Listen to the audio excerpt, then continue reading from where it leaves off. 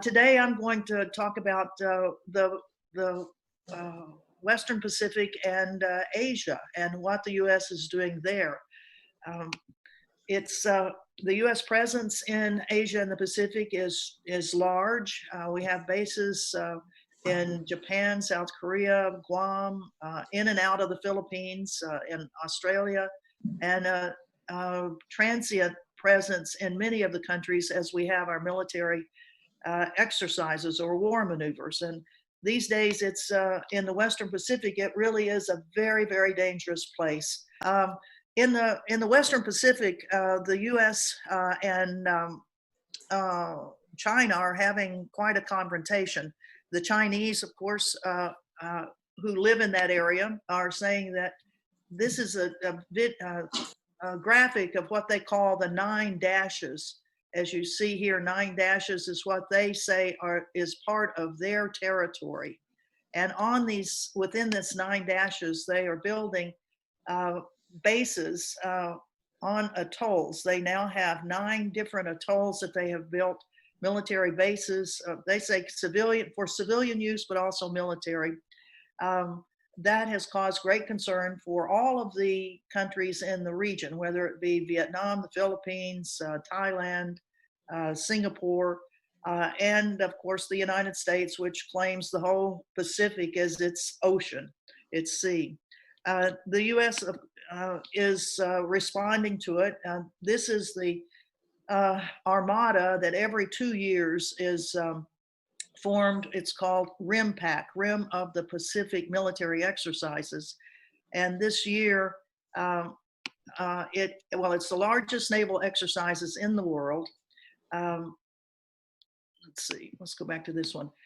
This year, it was reduced, one of the few blessings of COVID. There aren't many, but it did reduce the Rim of the Pacific from 25 nations down to 10 nations. And the Rim of the Pacific war maneuvers that were held in the last 2 weeks of August had 10 ships from 10 nations, from Australia, Brunei, Canada, France, Japan, New Zealand, Philippines, South Korea, Singapore, and the United States. And here's one, just a picture of ships going into Honolulu. Because of COVID, the ships of all these countries were not supposed to make land in Hawaii because of the difficulty of COVID there. As I mentioned, there were 10 nations as a part of this massive, the largest naval exercise in the world. 10 nations this year instead of 25, 22 ships instead of 47, 1 submarine instead of 5, 5,300 people instead of 25,000. None of them came ashore on land, thank goodness. But the numbers of missiles that were expended and large caliber weapons and all. The next time this largest military naval exercise will be held is 2 years from now in 2022. Following that exercise, 4 nations sent their ships out to the Western Pacific to be an international show of force. The Australian Navy, the Japanese, Korean, and the US in what was called Pacific Vanguard.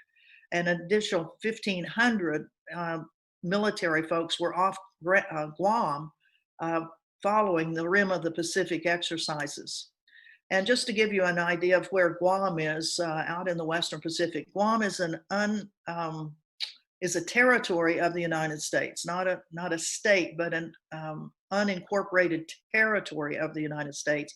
But it has become a huge military base for the United States. Hawaii has huge military bases, 4 military bases on the island of Oahu, and then a massive, one of the largest military training areas in the world on the Big Island.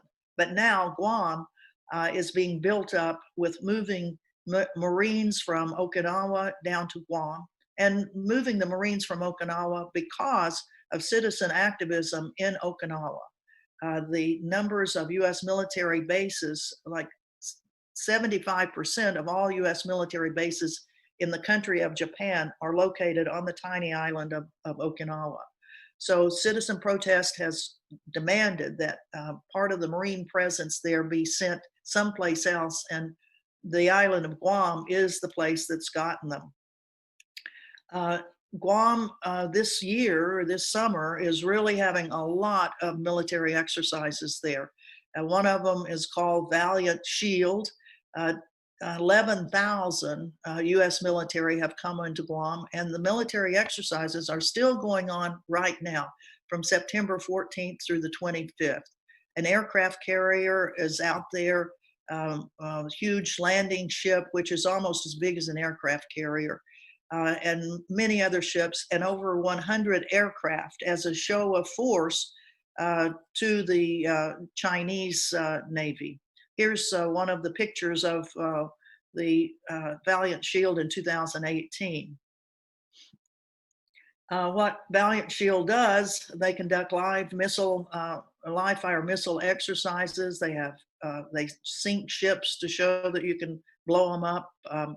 It's essentially a small version of the rim of the Pacific, but it's going on again right now. So we've had two major exercises within a period of 60 days out in the Pacific. The United States has. And the expansion of US military is continuing in the beautiful islands of Palau, which are located just to the west of Guam. The United States is going to be opening up other bases. In fact, the president of Palau in August sent a letter to the United States saying that they would agree to building a joint base, air base, a joint port for military ships, and a training range. Palau is one of the four remaining Pacific nations that still recognize Taiwan as a country instead of the People's Republic of China. The Chinese government, of course, does not like that, and they've been working very hard to pay countries to change their recognition from Taiwan to the People's Republic of China. The Chinese government in 2017 stopped all Chinese from coming to Palau. Palau is a big tourist place because of the beautiful islands there. So Palau is another place of the confrontation. We know that Defender 2020 in Europe was reduced because of COVID. Here in the Pacific, Defender 2020 is still going on. It was in midsummer with forces that were deployed to Guam and also to Palau, and right now in Alaska, which is part of this military exercise scenario. The U.S. is having an exercise up in Alaska as a part of Defender Pacific 2020. And then this is a picture of one of the landing ships that's come to Palau to offload equipment. So Defender 2020 is quite large, although it's it's not as large as it will be later, which I will explain. Some of the other U.S. military exercises that we have in Asia are called the Pacific Pathways, and they've been going on for at least 8 years. And this is one of their small unit exercises. This is a picture of one in Thailand, but they were also in the Philippines, and they'll be going to other islands or other countries, including the countries of Fiji and back to Palau. They're even going to be taking Pacific Pathways to India. And the U.S. military training with the country of India, bringing the numbers of U.S. military going there from a few hundred up to 2,500 and staying longer periods of time. Now in Defender Pacific 2021, which is the alternative to the European Defender military exercises that you all have had this year, the U.S. military is wanting almost $400 million for this exercise. It'll be a division-sized exercise, which means there will be a lot of people, probably 20,000 people U.S. military that will be in the area. of the Western Pacific in 2021. And again, these are another map to show where all of these will be. Uh, Potentially Japan, South Korea, the Philippines, Guam. These are the area of defense zones that each of those countries has. And why this is important is that the Chinese Navy is not just sitting back doing nothing to the various military exercises that the United States has had. Well, here we go again. Looks like somebody's kind of gotten in, but we'll continue. This is the armada that the Chinese had in competition with the U.S. RIMPAC, and the Chinese sent one of their 2 aircraft carriers and associated ships to counter the U.S. freedom of navigation exercises that they've been doing, sending U.S. ships all through the South China Sea. And this started in earnest in April, where the aircraft carrier Liaoning and 5 other warships came through the Malacca Straits around Taiwan and then into the South China Sea. And these are still going on, these exercises, and the potential for something bad to happen, where their ships run together, whether somebody does a live fire exercise and shoot someone. Now, one of the reasons, not only is it freedom of navigation, but the U.S. is purposely poking the eye at China. The U.S. has sent to Taiwan 2 the most senior U.S. Government officials that have been there in the last 40 years.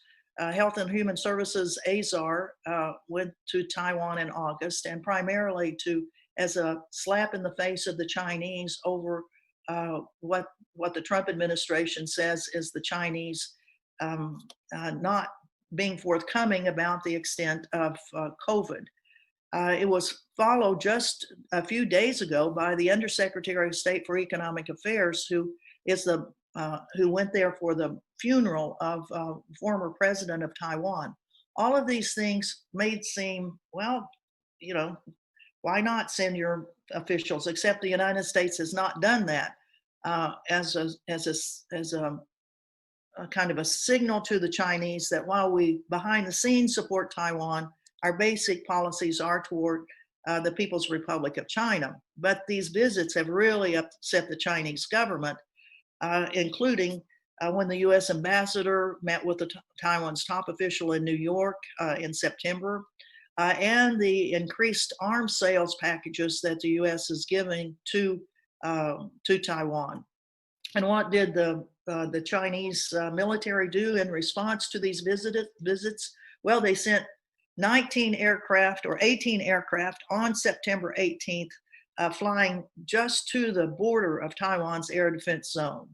And then on September 19, they sent 19 aircraft there. So, the confrontation of U.S. military aircraft, U.S. military ships, and aircraft from other countries in the region, when all of these things start happening, is very, very dangerous.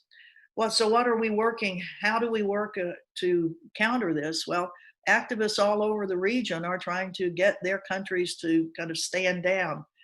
We've had lots of webinars on the cancel RIMPAC, trying to get RIMPAC canceled this year. We had many, many articles that were published throughout the country and the world, TV and radio, a signature petition, of which many of you all signed. Thank you very much. And then there were protests in Hawaii, New Zealand, Australia, Guam, South Korea, Japan, the Philippines. And, as there are lots of different issues that are going on too in each one of these countries. And I would like to for sure mention our great activists in Jeju Island. And I see Kaya that's on here from Ganjam Village. And it's really a real credit to all of the activists, that we don't give up despite all of these horrific things that are happening. And with that, I will again apologize for what the U.S. is doing, and and tell you that we're not giving up as the activists to try to stop all of this. Thank you very much.